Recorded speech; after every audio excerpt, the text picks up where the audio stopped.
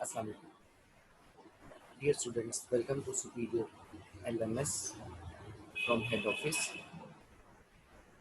आज हमारा lecture number 22 है, जिसमें हम आज के क्वेश्चंस में define wholesaler, explain the characteristics and services of wholesaler. Most important question है, तो शॉर्ट क्वेश्चन से पॉइंट ऑफ व्यू से भी और लॉन्ग क्वेश्चन से पॉइंट ऑफ व्यू से दोनों से क्वेश्चन में सबसे पहले हम होलसेल ट्रेड देखें। होलसेल ट्रेड होती क्या है? हम पहले भी इसके बारे में डिस्कस कर चुके हैं, लेकिन थोड़ा सा इसको 3 पॉइंट्स में इसकी डेफिनेशन को हम देखें। आपके सामने wholesaler 3 points. Wholesaler buys goods from producers in order to sell them in small quantities to retail. ये होलसेलर का फंक्शन है। इस डेफिनेशन को हम कहते हैं कि थोक फरोश जो है वो मैन्युफैक्चरर चीज़ें बनाने वालों कारखानादार से अशिया ख़रीदता है और फिर उनको छोटी सी क्वांटिटी, स्मॉल क्वांटिटी रिटेलर को भेजता है ताकि वो कस्टमर तक चीज़ को पहुंचा सके। सेकंड पॉइंट इसमें देखा है, wholesaler has specialised wholesale trade means buying and selling of goods in large. यहाँ वर्ड यूज हुआ स्पेशलाइज। स्पेशलाइज का मतलब है कि अगर एक शख्स ख़ास किस्म की प्रोडक्ट को रखे हुए है, मसलन आप शाह आलम मार्केट में अभी भी जाकर दे सकते हैं, तो अगर वो एक ही चीज़ में डील करता है तो वो उसी को लेकर चल रहा है और उसी की क्वांटिटीज़ को ज़्यादा बढ़ा के सेल कर रहा है। उसके बाद है डीलिंग्स इन पर्टिकुलर और ख़ास किस्म की जो आइटम्स हैं उसमें ही ये डील, इसके अलावा ये डील नहीं। तो लिहाजा यहाँ से समरी हमें ये पता चला कि ये एक ऐसा बिज़नेस है, कैसी बिज़नेस की शक्ल है, ऐसा एक्सपोर्ट है, ऐसी होलसेल है कि हम इसमें कह ये सकते हैं कि ये लोग हमें उन लोगों को अशिया यानी रिटेलर को अशिया स्मॉल क्वांटिटीज़ में जो है वो लार्ज क्वांटिटीज़ में सेल करते हैं और सेल करने के बाद ये चीज़ें हम तक। देखिए नीचे ही एक बिल्कुल स्लाइड सी है आपके सामने कि पहले प्रोड्यूसर से माल खरीदते हैं, माल खरीदने के बाद होलसेलर के पास आती है, होलसेलर प्रोड्यूसर से खरीदने के बाद रिटेलर को लार्ज क्वांटिटीज में सेल। अब हम कैरेक्टरिस्टिक्स ऑफ होलसेलर की तरफ आएंगे। सबसे पहले है सेल ऑफ गुड्स। देखिए ये हमेशा जो अशिया खरीदता है सिर्फ और सिर्फ उनको दोबारा बेचने की है। इसकी सेल ऑफ गुड्स सेल करने की गर्ज इसकी होती है कि इसने अदर मर्चेंट्स और कमर्शियल यूजर को सीजी करके अशिया बेचनी। इसके बाद है परचेज ऑफ गुड्स।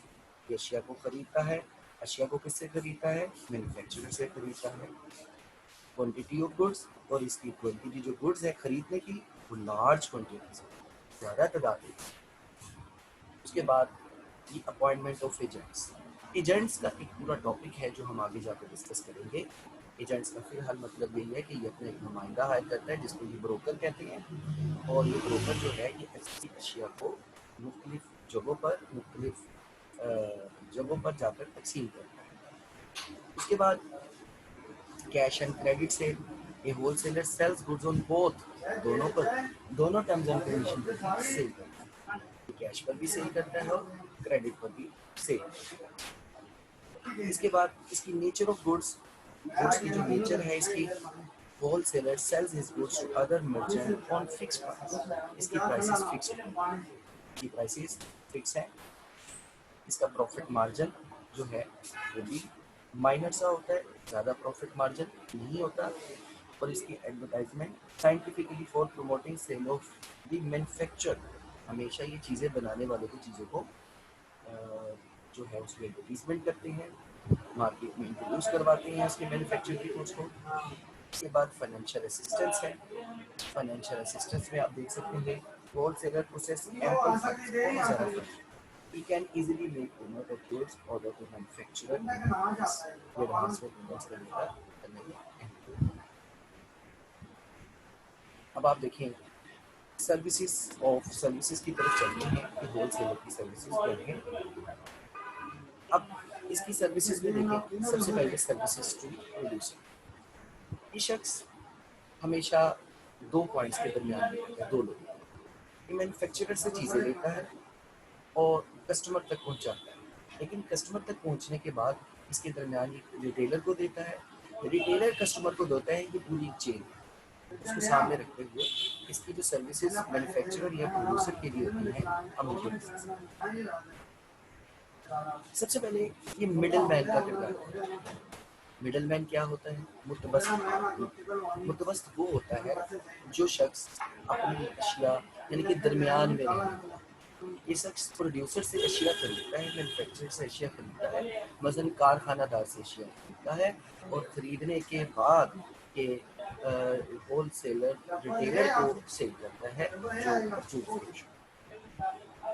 इंफॉर्मेशन, अशिया की तमाम इंफॉर्मेशन उसको प्रोवाइड करता है, फैशन, डिज़ाइन, डिमांड और टेस्ट के कंज्यूमर के मुताबिक तमाम इंफॉर्मेशन प्रोड्यूसर को देता है ताकि वो उसी के मुताबिक उसको बनाए।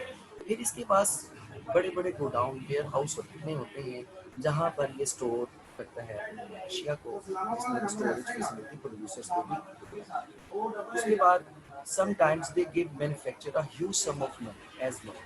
आजकल ये मैन्युफैक्चरर को एक कर्ज के तौर पर बहुत बड़ी रकम एडवांस में दी ताकि इसकी गुड्स की सप्लाई है वो ना। इसके बाद आते हैं export. In some instances wholesaler are also engage in exporting. Wholesaler goods को बाहर के ममालिक में भी सेल करता है। This contact with outside buyer also helps manufacturer to increase their profit, जो कि इसके प्रॉफिट मार्जिन में बढ़ने के चांसेस। होलसेलर जो होता है, होलसेलर हमेशा जो है वो मैन्युफैक्चरिंग को गुड्स खरीदने के लिए एडवांस में होता है। This helps the producers to get themselves free from tension of selling, जिससे प्रोड्यूसर को ये टेंशन नहीं होती कम से कम उसको चीज़ें बनाने के बाद बाजार में सेल। इसके बाद हम बात करते हैं एडवर्टाइज। पहले भी इस पर बात हो चुकी है। Wholesalers scientifically advertise for promoting sale of their, वो हमेशा अपने मैन्युफैक्चरर्स की गुड्स को प्रोड्यूस करने के लिए एडवर्टाइजमेंट खुद भी करते हैं। स्टेबिलिटी इन प्राइसेस, प्राइस में स्टेबिलिटी रहती है। Helps in forecasting the demand. देखिए, जो होलसेलर होता है मैन्युफैक्चरर को एडवांस ऑर्डर करने के साथ साथ उसको फोरकास्टिंग रिप्रेजेंटेशन कोई भी कर देता है कि आने वाले सीजन में आपकी अशिया की जो डिमांड है वो इस हद तक हो सकती है, जिससे अशिया की तादाद में कमी वाक़ई है और उसकी डिमांड पूरी होती है और प्राइस अपनी जगह पर स्टेबल है। अब हम बात करेंगे सर्विसेज टू रिटेल। अब ये खुद तो बाजार खुद दरमियान में मौजूद है। अब इसकी जो सर्विसेज है वो सबसे पहले इसकी सर्विसेज में रिजनेबल प्राइस है। ये तमाम रिटेलर्स को रिजनेबल प्राइस में देता है क्योंकि इसका प्रॉफिट मार्जिन बहुत कम है, जिसकी वजह से प्राइस बहुत लॉ। फिर उसके बाद ये क्रेडिट फैसिलिटी भी देता है अपनी दुकानदार को अपने अकाउंट पर खड़ा करने के लिए। अगर कुछ हिस्सा वो कैश में देता है, बाकी हिस्सा इसको क्रेडिट में फैसिलिटी भी प्रोवाइड। उसके बाद स्टोरेज फैसिलिटी, पहले भी ये बात डिस्कस हो चुकी है कि इसके पास बहुत ज़्यादा तादाद में अशिया पड़ी होती है ऑलरेडी इसके गोडाउन में या इसके वेयर हाउस में पड़ी होती है। वहाँ पर चीज़ों को स्टोर करने के बाद ये रिटेलर को स्टोरेज फैसिलिटी भी प्रोवाइड करती है, और जैसे ही रिटेलर कंज्यूमर या रिटेलर डिमांड करता है तो उसको उसकी ज़रूरत के वक्त उसको देती है। इसके बाद हम देखते हैं कि इमीडिएट डिलीवरी। इमीडिएट डिलीवरी का मतलब है कि इसने अशिया को अपने पास बहुत सेफ तरीके से स्टोर किया। Purchase and store goods in bulk, जो चीज़ों को बहुत ज़्यादा तादाद में खरीदना है, they can easily and immediate deliver the goods demanded by जो रिटेलर को डिमांड होती है उसके मुताबिक उसको फ़ौरन डिलीवरी दे दी, फ़ौरन उसकी डिलीवरी हो जाती है। Transport facility, wholesale provide transport facility for the delivery. हम लोग अगर अक्सर शाह आलम मार्केट को देखें तो वहाँ पर लोग बाहर के दूसरे शहरों से आते हैं, अपने माल की बुकिंग करवाते हैं और माल की बुकिंग भी उनका होलसेलर करते हैं। आजकल तो इतनी फैसिलिटी है कि फ़ोन पर ही इसकी जो है वो अवेलेबिलिटी मौजूद होती है, ऑर्डर लिखवा दिया जाता है और होलसेलर इसको बुकिंग करवाकर इसको ट्रांसपोर्ट के हवाले कर देता है। कंसल्टेंसी, नेक्स्ट पॉइंट है कंसल्टेंसी में होलसेलर आर वेरी एक्सपीरियंस्ड। जितना अच्छा मशवरा ये दे सकते हैं क्योंकि सबसे ज़्यादा आगाही होल सेलर ही रखता है मार्केट। फिर उसके बाद फाइनेंशियल असिस्टेंस, उसके पास पैसा ज़्यादा एम्पल क्वान्टिटीज़ के पास ये इसमें बहुत ज़्यादा सहूलियत देता है।